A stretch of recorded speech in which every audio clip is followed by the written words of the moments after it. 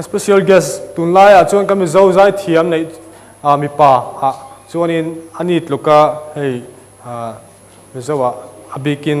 lar le zai thiam anom lo ani enkima music video te kan hu thina nga tin ani hi scholarship lam ania sia tuna Andrew lalklan kima chuaw lo so bang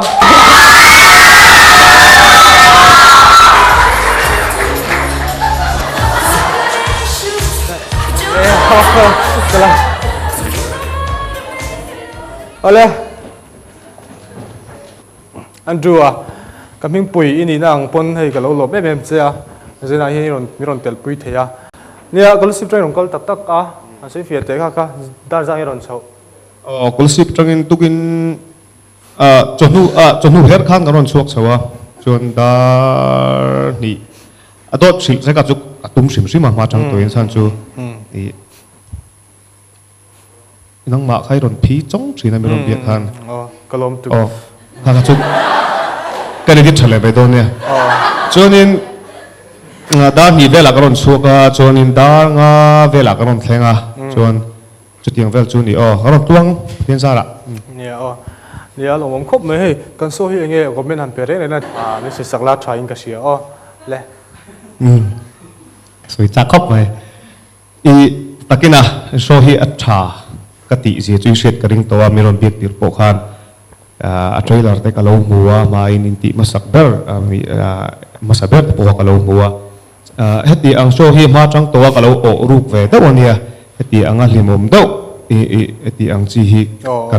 kan la nei lawa mi zo hian chu chu nia chon ti ngai ron ti masaber ni hi ilom pui om ka tia chon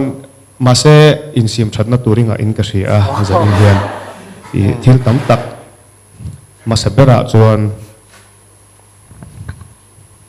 pangchuan kha poimo le tulai thiam na te sang to kha ne karen kha chalawa takina ala ka chu in set thiam ta na ngai mi kan lo lu tu ke chuanin tin la am sei kai le tai la TBC te Henry te Freddy tro kun lai kha in al khop me thei lo inal khop me ai zaya zong inal al tak tak ka ti lo chuanin tuna hian in zai ho le re ngem tung kuma hian tung kum me ni lo 2014 na chang khan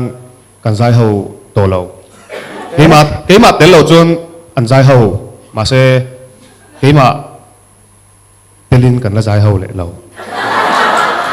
i vai la sang ve kai lak chan wa po ni lo i pe ve lo mi scholarship pa ten ko mangaya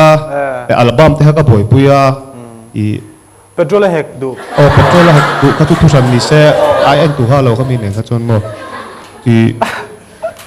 album te ka siwa wang hang ka boy ve ma ka mi wang khan ke ma mi mal lam panga ka ring ru ko concentrate ve to tinani chu so ni theng sang ze ka ka lo pui na tu che ani tinga se du ni good day lo me